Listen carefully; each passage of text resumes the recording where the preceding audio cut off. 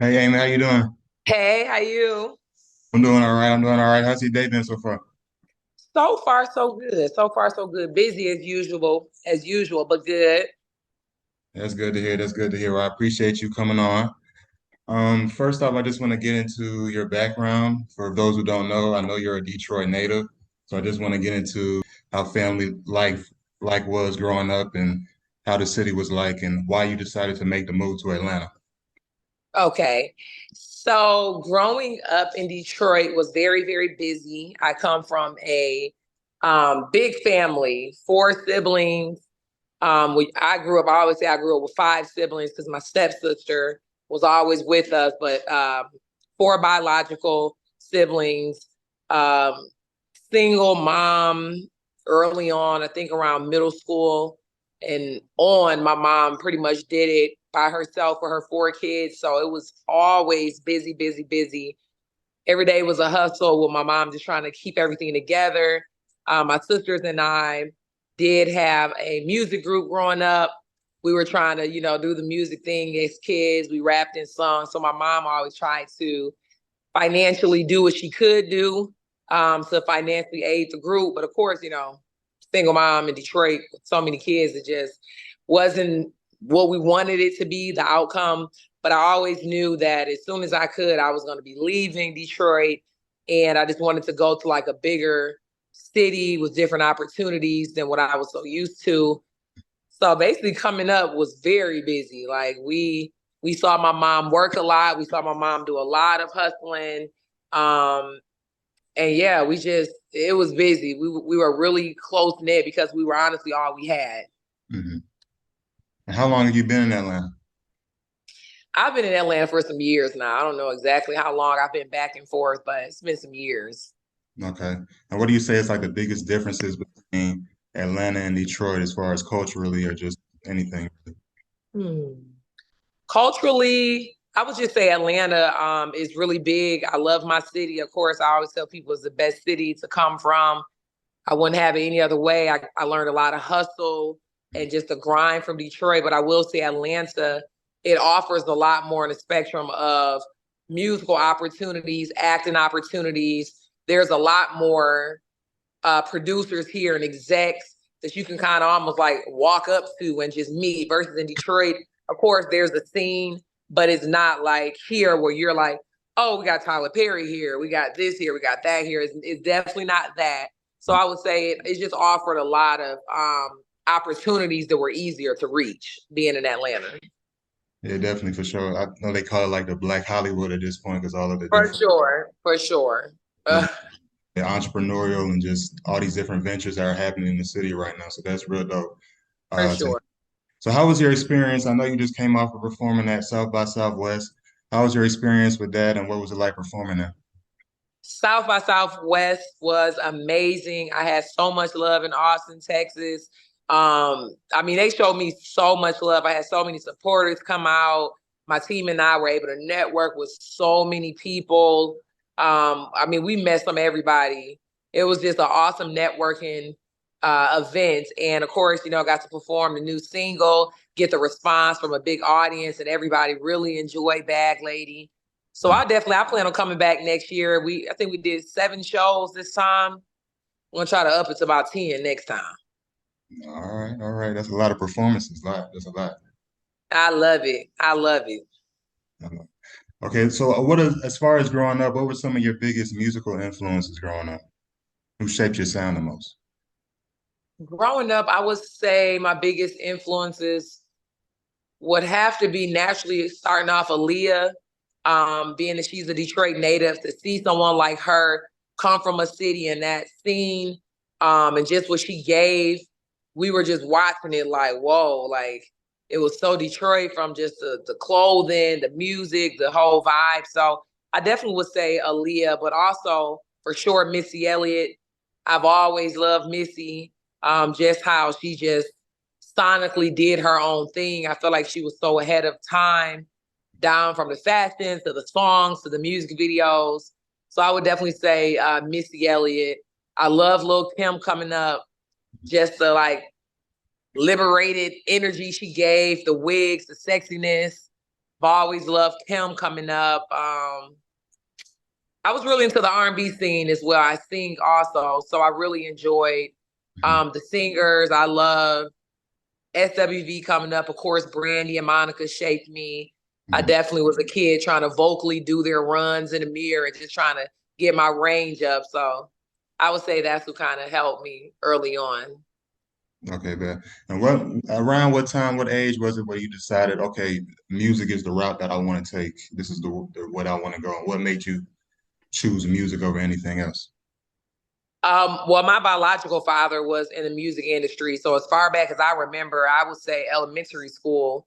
I remember my biological father, who wasn't really in my life, but the times he would come in and out of my sister's lives, it was always something musically involved. He was either in the studio or there was keyboards, guitars, and that's what kind of made my sisters and I start playing around on instruments. So as far back as elementary school, I knew like I had a gift. You know, I was singing, probably just playing around at the time, not even knowing that because I came from such a musical background that I developed a voice. But when we would sing for people, people would be like, "Wow, you guys should start a group." And it was like we always had music around us. So I would say I've been singing and rapping for a long time, but of course, I started taking it more serious as I got older and really started seeing like, okay, I can make a career out of it. So now that I'm actually putting everything into it and really using it as a business tool, I would say as of recently is when it's like, hey, I really can do this. I really should start kind of putting more effort into it. Yes, dope. It's kind of ingrained in your DNA at this point, really. Definitely, definitely. I also know you're an independent artist as well. What made you want to choose the independent route? Um, I would say I chose an independent route. I just feel like I like to move with organic movement and energy. Right now, it makes more sense what my team and I are doing. We're starting with the ground up. And of course, nothing against a major label, of course, a big machine pushing you, but sometimes you gotta do the groundwork first. You gotta build the platform up organically. So it's not just really, I guess, bot driven or machine driven. Right now it's just making sense to do it the independent route as far as just how we're releasing music, how we're really trying to find the fan base and really organically trying to have people fall in love with the sound. And of course, just the freedom that I have being independent to move around and be myself. It works. But I always tell people that, I'm not against signing. I'm not against a major label, but it has to make sense. I'm Mhm. thankful for me. I have a lot of friends in the industry, and I got to see both sides of the world, the good part of signing, the bad part of signing. So I was just blessed to have a team that I don't have to really rush in to do that. I don't want to jump into something and say, well, hey, this machine now can financially pay for everything. And then it's also something that doesn't suit me for Mhm. how much work I put in already for my career. So right now it's independent, but you never know what the future holds. Definitely. And I know you mentioned seeing the good parts and the bad parts of signing. For example, just for those who don't know, because I always ask the independent artists that I've Yeah. interviewed, what their experience is like being independent, the pros and cons, is there something about record labels, are they, like you said, are you opposed to signing or not? This, that, and the third, and trying to just get more insight into that. So as far as the good and bad that you've seen with signing, can you give some examples or some insight with that? Some insight on just a few things that I saw with some friends of mine that have signed, even just like sitting on the shelf for so long. I mean, I had a friend who she had a great opportunity.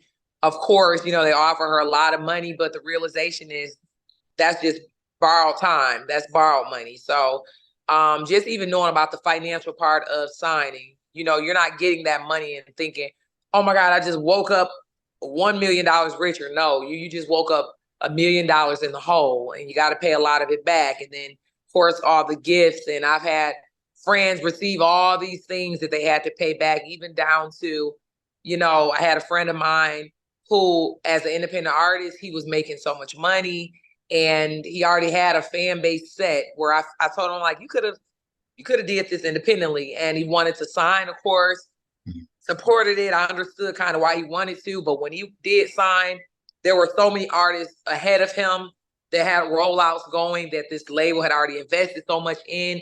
And so literally it had been about 2 years. And when we caught up, it was like,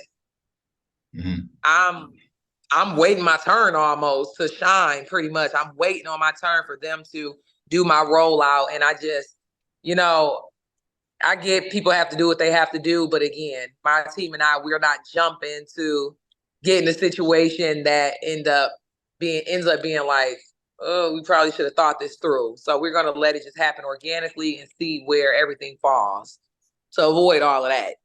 Right. Understood, understood. So like, I know you mentioned the freedom basically of being an independent artist is definitely a pro to taking the Yes. independent route. Can you tell me what are some challenges maybe that you as an independent artist has faced that maybe you might some major label artists may or may not have to go through, but you in your experience have dealt with or seen?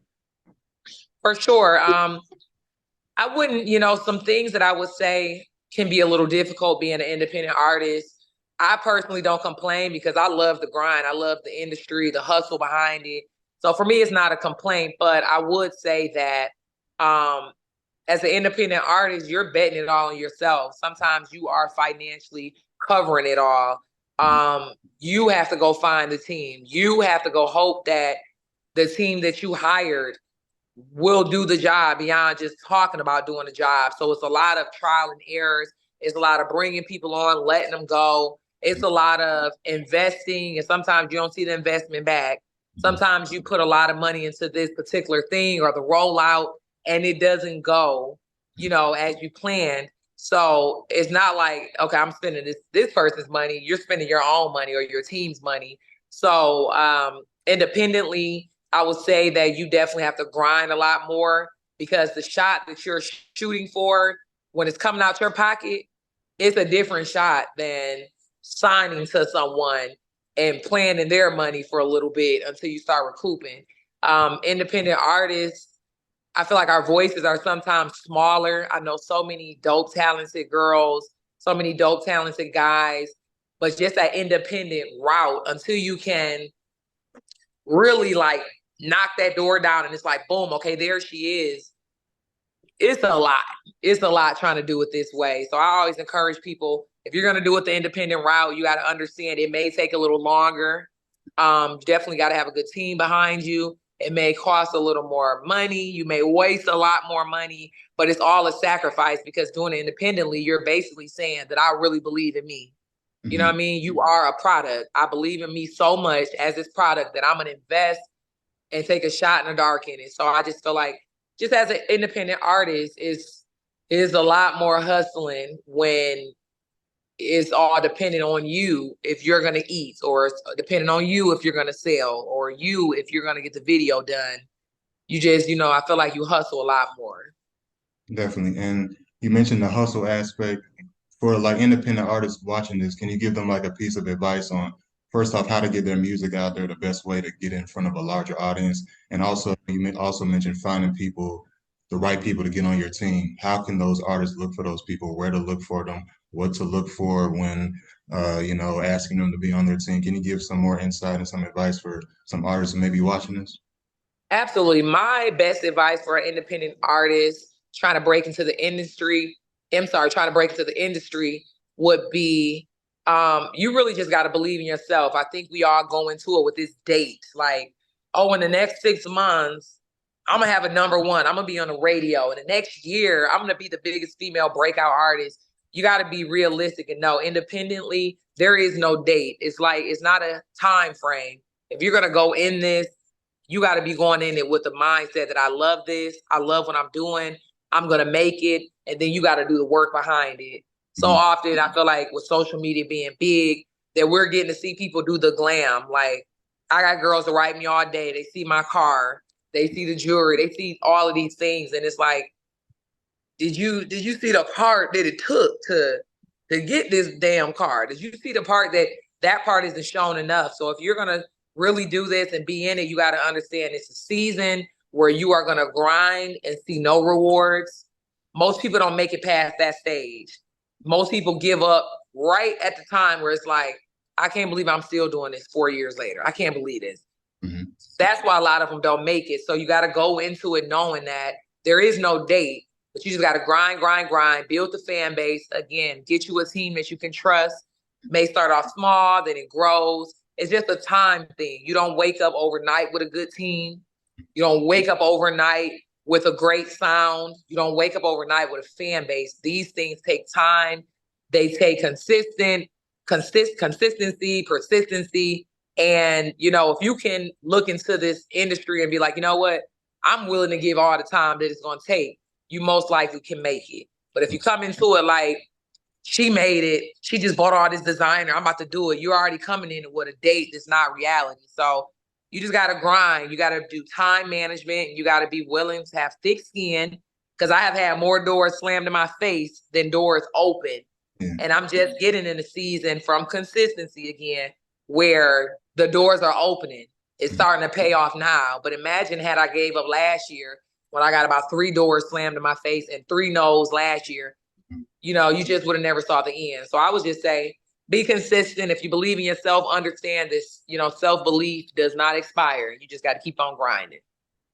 That's great, great advice. And like you said, just basically, staying persistent and a lot of trial and error, going through all the trials, the ups and downs, and it's not going to happen overnight. So that's a long process and staying committed. That's good advice.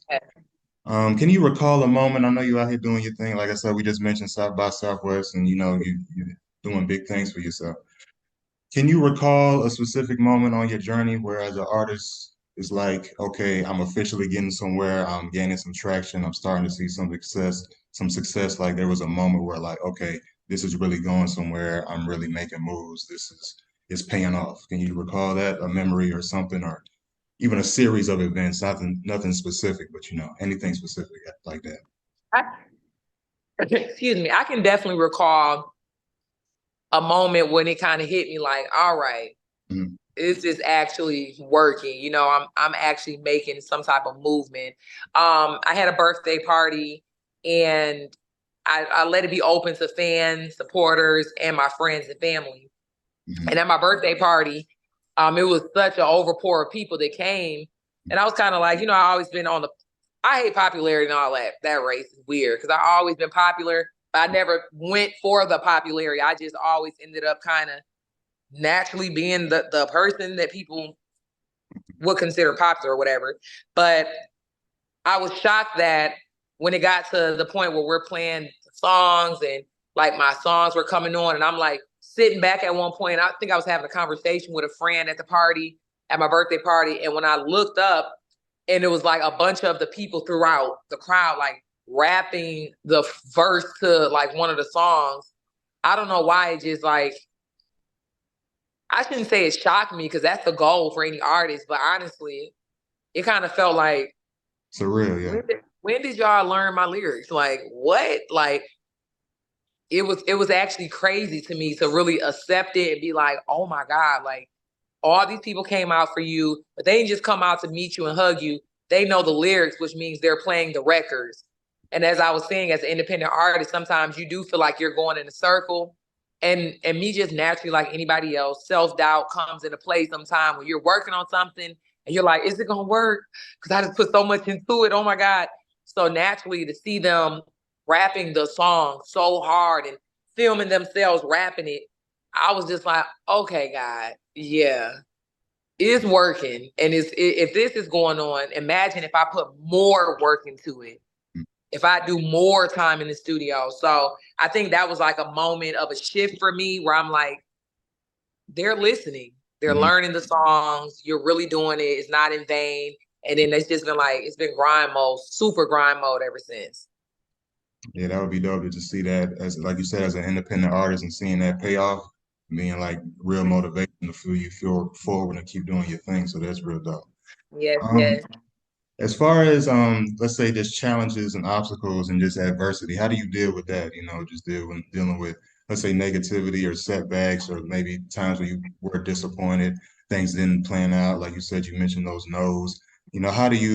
What keeps you determined and inspired to keep moving forward towards success and not let those things get you down for too long?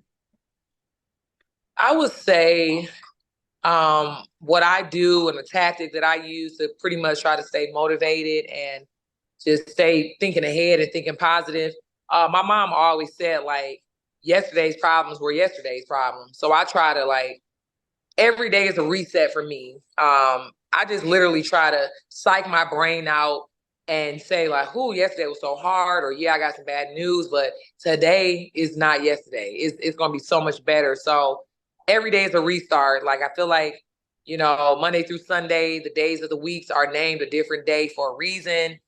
Wednesday is here, Thursday is here. Every day should be another issue, and it doesn't have to be a bad issue. So I try not to really hold on to something too long. Like, like I told you, it hasn't been an easy route trying to break into the industry and trying to pull off what I'm doing. So I know both sides of being like, wow, thought that was going to work out. That's sad that didn't work out, or wow, they said they were going to do this, but they didn't. So I've seen both sides of it. So I just try to say, focus on like looking ahead. You know what I mean? This week may look like this, but next week you don't know. You get a call like that and it changes your whole life. Everything that you thought wasn't going to happen can happen overnight. So I just try to remember the advice that yesterday's problem was yesterday's problem. Today, like when I wake up, I'm going to make another problem for today. And I'm going to try to not let it be yesterday's issue. I want this day should be better than the day before and really just not dwell on it. Just you got to think positive. You want positive things to happen. It's nothing but energy. So I try to just really put people around me who are giving off good energy, people who believe in me, people who just feed good energy to me. And that energy just pretty much starts helping things move great around you if you carry good energy. That's dope. That's dope to hear. I also watched one of your recent vlogs of you updating your fans, and you mentioned that you were an empath, and Yes, I thought very that much. was interesting to hear. Does that become challenging when interacting with fans and being able to come across all those different energies? Is that a challenge for you? And I'm so glad that's where a team really comes into. So I'm the type of girl that if I'm at an event, the empath in me, I feel bad if it's like if I spoke to 20 people right now and it was like two that I missed, Hmm. I will go out my way and beyond my way to be like, okay, come on, good. Like, come get one more hug. And like it's not a bad thing, but it's not a good thing either. So I'm definitely challenging myself every day to realize like I'm a people person. I've always been a people person. I love to be out there with the people.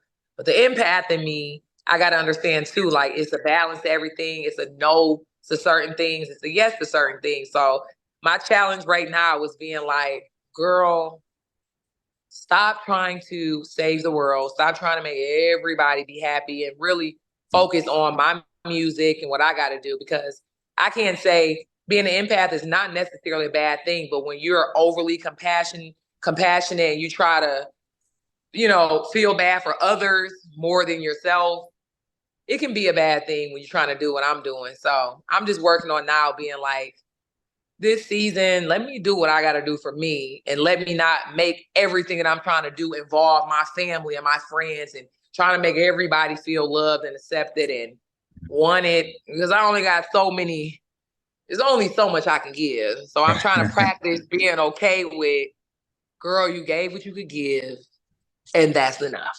Like just practicing that. That's great. That's great. That's great. I want to move on to the hip hop and just the rap game as a whole, especially the female rap game, especially. I wanted you to know your opinion right now, just the state of for female rap at the moment. I know, this of course is a male dominated industry. And of course, there's a lot of females doing their thing and whatnot. How do you feel about female rap right now? What you're seeing right now? What are some females that inspire you, or just females doing their thing that you like right now? What's your opinion on that? My opinion on female rap right now, I'm loving what the ladies are doing. They are definitely crushing the game. I'm just loving the liberation as far as it's coming from so many different states. Like get down. Sorry, it's my dog. All right, You're getting like that West Coast energy, and you got Chicago, you got the drill, you got the South, you got Detroit. I just feel like it's just an awesome year for women in hip hop or just music in general. I think that we're being heard more. I think that we're being taken more serious. there is one thing I would like to, see more in hip hop. I want just the music to kind of get a broader spectrum of subjects and topics and energy, and emotions. As far as, girls kind of beating down the same subject. Although people do it their different ways, I kind of feel like the subject line is almost the same. And I just would love to see that get bigger. And that's where I'm coming into place. That's what I'm really putting a lot of time into my lyrics and my stories to be like, it's women, we go through all type of things in life. We don't just deal with this. We deal with this, this, and this. So I feel like my music is gonna talk for all the voices of the women. But Mhm. the girls are doing a great job. It's a lot of us right now winning. And I think it's only gonna grow. I think like for the first time in a long time, women are not just being in a space to be like, well, we can only support one a year. It's Mhm. like you got to choose which girl you're gonna support a year. I Mhm. think now I'm seeing like we're all coming out, and it's like we're not waiting no more and saying, well, it was only supposed to be one of us like popping this year, and like we're not waiting for that anymore. It's like you're gonna hear me, you're gonna hear her. I'm not competing. If anything, we're trying to merge together. Some of the girls are still fighting, but I think we're slowly getting out of that. And I just think the year is going good for girls. I think we really are being heard this year. That's great to hear. And I also wanted to get your take on just as far as stigmas amongst female rappers specifically. There was a debate amongst some people as far as female rappers, like a critique that they have, or just a Right. frustration that is like a critique that they have, or just like a frustration they have with female rappers, or in general, or the need to, I guess, sell sex or be, spontaneous, or, what's the word I'm looking for? I guess, revealing in a sense in order to Yeah. find success on a mainstream level. And of course, we've seen a lot of women that could do other things and be versatile and not necessarily have to do all those things. I know I've heard, Cardi B talk about her experience with a lot of these women, especially lyricists who are pushing that pen and Right. talking about certain things and being conscious on certain levels and not getting that success because, the market tends to gravitate towards women who are doing these other things or maybe they're selling something else other than the bars. Not to say that they can't rap and aren't talented, of course. Yeah. But of course, if a woman wants to do those things, she has every right to.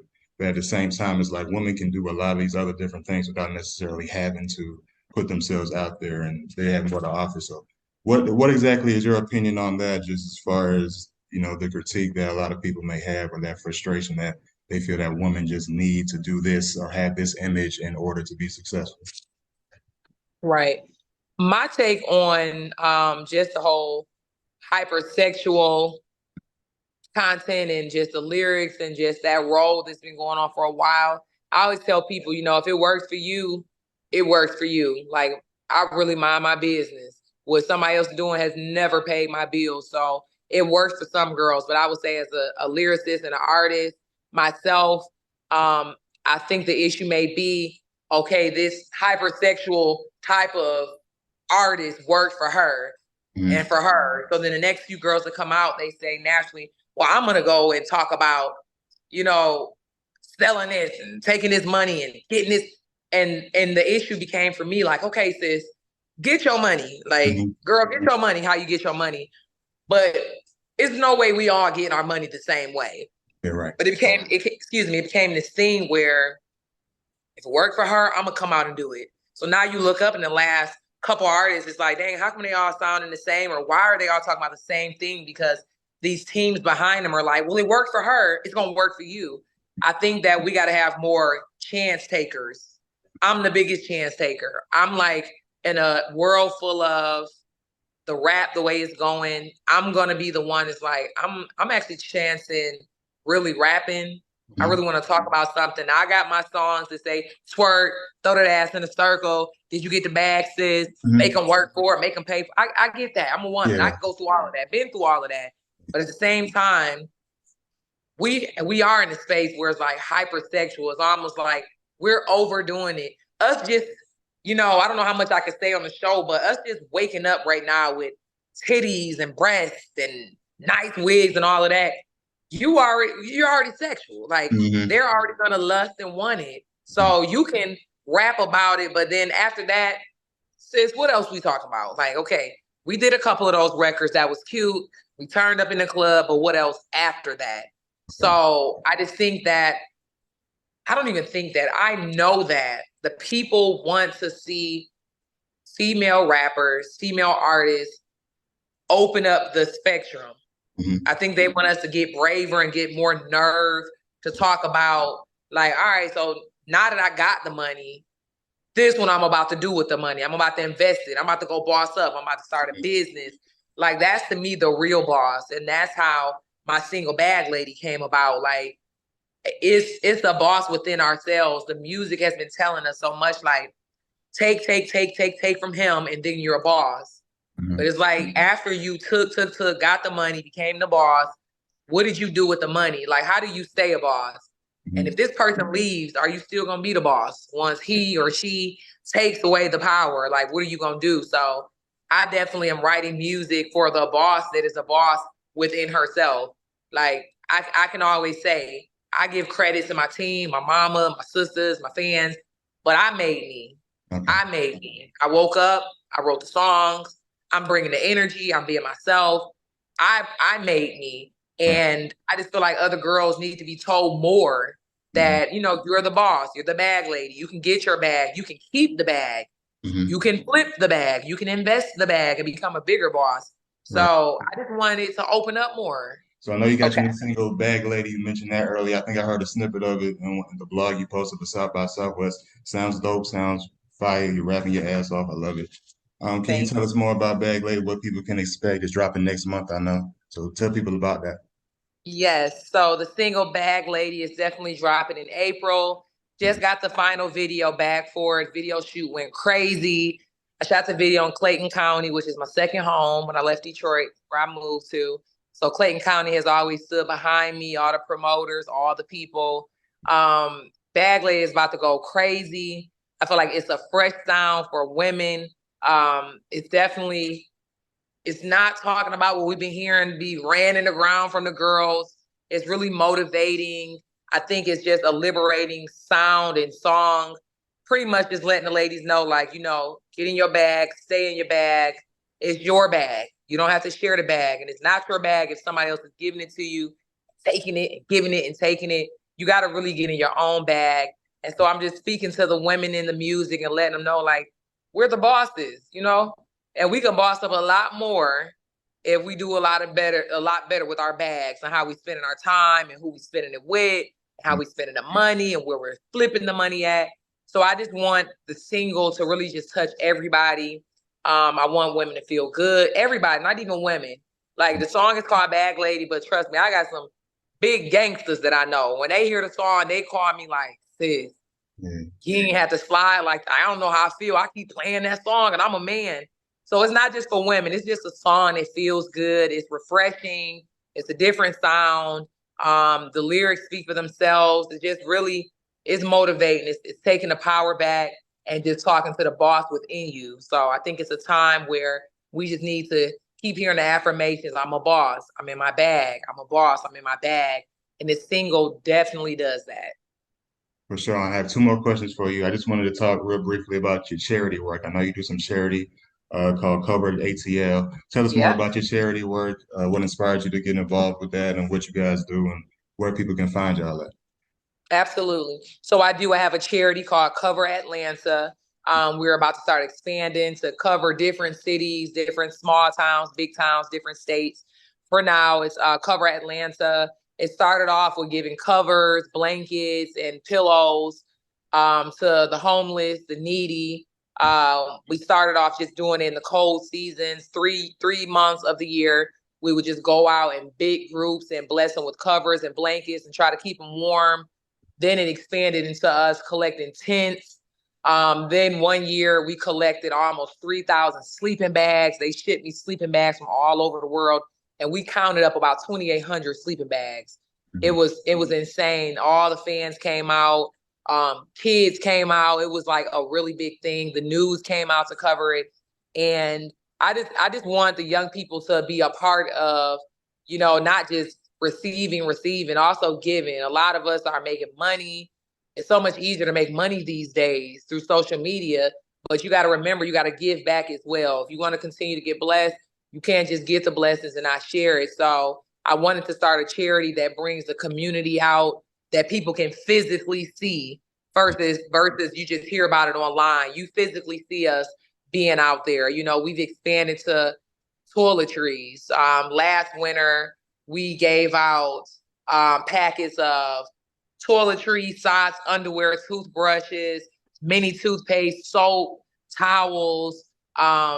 It's just a lot. This year, my plan this year is I know a person who has it's like a portable shower where it's for the homeless and they travel throughout. They let them take a shower, they do a haircut, and I'm gonna partner with them at some point and just really just pour into people who are, you know, not as blessed as us. And I just want it to be seen like, you know, the younger generation, we can't forget about those who are less fortunate, those who are going through things.